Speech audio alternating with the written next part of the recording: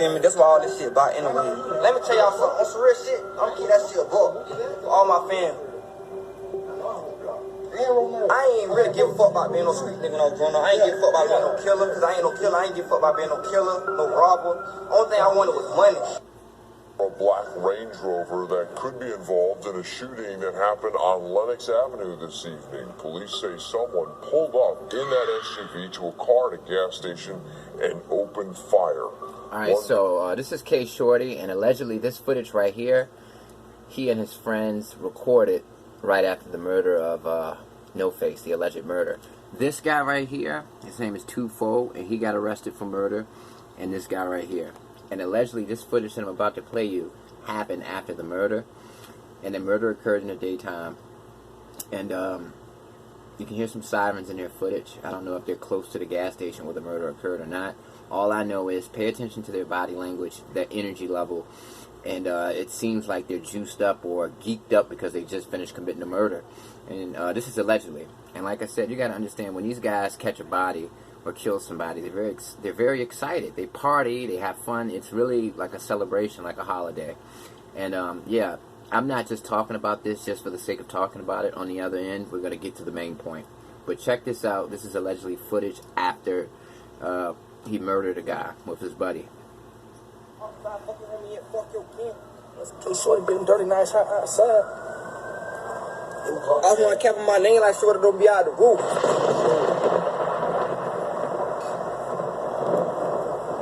But niggas ain't ready. Stepping on all these niggas out here. Nah, this is out here. All these shooters ain't catching no bodies. Damn, I had to learn how to scope. I gotta get a little bitch the day after they tell me whatever and pay for the low. I'll be waiting outside his crib. I watching everything come through the door. I would've said. Be on his ass when he open his door. I would say, right when I'm thinking, I see the little nigga. Damn, I been tripping on 4. Ain't the same little nigga that was smoking on 8 and had something to do with little bro. The same little nigga that said Terry's gay. Had something to do with little bro. It ain't no talking about I'm on your ass now. Yeah. It ain't no talking about I'm on your ass now. He going under the show. All of my feelings I think about spaz now. He getting hit in the throat. Alright. Now, basically, the reason why I want to even talk about this story in the first place is because I want to speak on the retaliatory nature of gangbanging in 2022. First of all, let me make sure that retaliatory is a word. Yep, it's a word. Alright, so I want to speak about the retaliatory nature of gangbanging. See, back in the days, 70s, 80s, even 90s, people joined gangs a lot of times because it was a replacement for the family structure. A lot of times, your mom might be on drugs, dad's not involved in your life, so it's easy for you to gravitate to your neighborhood, and that becomes your family. Nowadays, what I'm starting to learn is a lot of these people, these guys, these gangbangers, they come from great families. They want to get involved in the streets because it allures them. It's alluring. You know, the advertising and marketing is amazing for the streets. They have rap music, and that's just like, you know, people hear that and they want to buy into the streets. They want to be like the rappers. And then when they get involved in it, you know, because at first I believe a lot of these guys are faking it, and then when they start getting involved in shootings, they start losing friends get murdered, then they start murdering people, then they get involved in it for real, and they become for real about it. Now, KShordy, his story is sad, man, because listening to this guy speak, it seems like the only reason he became an alleged killer is because his girlfriend was murdered. You know, some guys were trying to kill him. They followed him and his girlfriend from a date. He and his girlfriend went on a date, and she was dropping him off at his home, and some guys littered the car with bullets. In Jacksonville, it's different. They follow you a lot. Like in Chicago and a lot of other cities, people kind of, they catch you when they catch you, but in Jacksonville, they come to where you are, they follow you, and they wait for you to get out the car, and they hit you with thousands of bullets. Hold on real quick. Hold on, I'm recording something real quick. 1 second. Alright. Yeah, I'm sorry about that, but yeah, man, they hit your car with thousands of bullets. They don't just catch you when they catch you. They catch up. I mean, if they go to your house, they stalk you out, and then they follow you, and then they kill you when they get an opportunity to. Now, here's another thing that I want to speak about. KShordy is a sad situation because I think that he turned up and became, and you got to understand, in Jacksonville specifically, a lot of these guys involved in this gang violence are young, and I learned that a lot of them have legal pistols. Like, these guys jump off the porch at 17, 18. A lot of them get murdered before they even turn 19. So the majority of these guys are in the streets at a young age, at a teenage age, 16, 17, 18. And in Florida, you can have a firearm at that age. And these guys turn 21. They don't get no felonies or nothing by that point, and they have a lot of legal firearms. So a lot of these guys in the Jacksonville gang culture, they have legal firearms. And yeah, man, KShordy is sad because his story is very similar to a lot of rappers, right? He comes from this gang background, and the content of his music, people like it because they think he's real. They like it because they think he's living what he's talking about. They like his vibe. And then next thing you know, right when he gets ready to sign a deal and blows up, he gets locked up for murder. You know, it's a lot of rappers like that. And the problem is this, man. The problem is this, you know, these kids, it's like I always say, back in the 90s, that particular generation's perception of a gangster was somebody who was getting money and taking care of their family by any means necessary.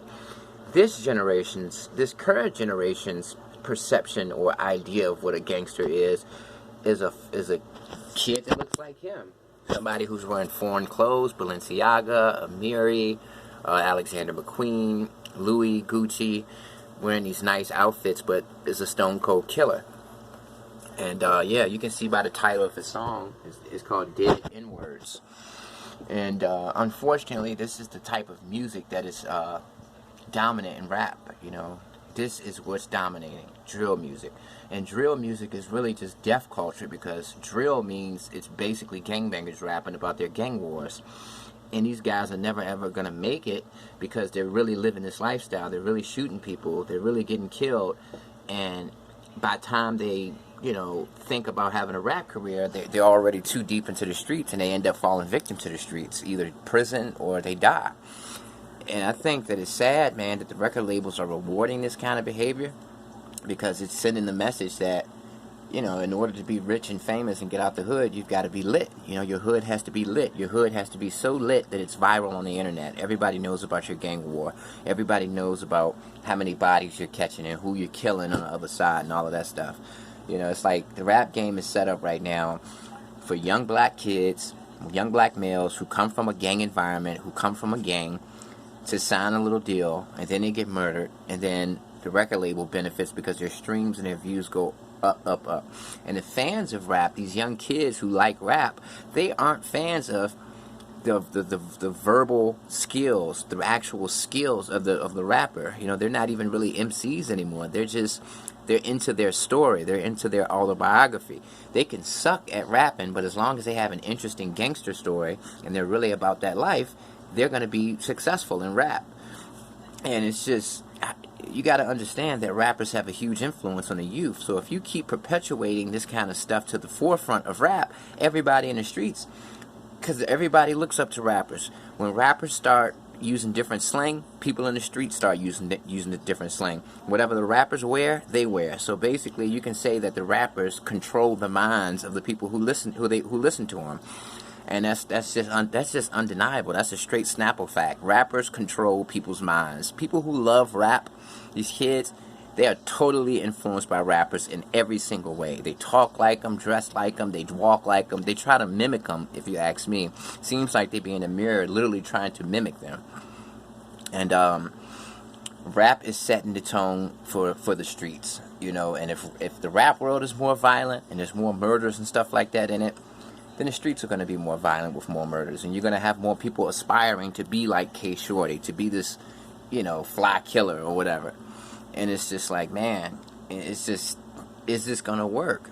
How many more rappers have to get killed or go to prison for murder for the record industry to decide we're no longer going to push gang members? We're going to start pushing MCs, people who actually rap. See, what they're doing is they're benefiting from the gang war. They're benefiting from the internet. you know, Reddit and all of these these communities, these website forums and communities where these kids discuss the gang war in Chicago, Jacksonville, Detroit, Oakland. They're talking about who got bodied, how many bodies does he have, how many bodies does he have. That's what the kids are into, and the music is just a form of gangbanging. The music is just an extension of the gangbanging, and they listen to the music just to hear what disses. Who, you know, if somebody got killed, they're listening to the music to see this gang diss that dead guy. That's what it's all about. Everybody is just witnessing a giant car accident, and everybody is just stopping to see it because you can't help yourself because it's so crazy. And for guys like KShordy, it's sad, man, because right when these guys get to a point where they can actually leave the streets behind and start a career as a rapper and become rich, they go to prison for murder or they get murdered. So, you know, by the time these guys get attention and get the spotlight on them, it's because, and that's because they're considered real. They're considered about that life. But being about that life means that you've done so much in the streets already. By the time the industry recognizes you, you're already too deep in the streets, and you've already done enough to get yourself killed or get yourself sent to prison. So yeah, man, KShordy, it's a cautionary story.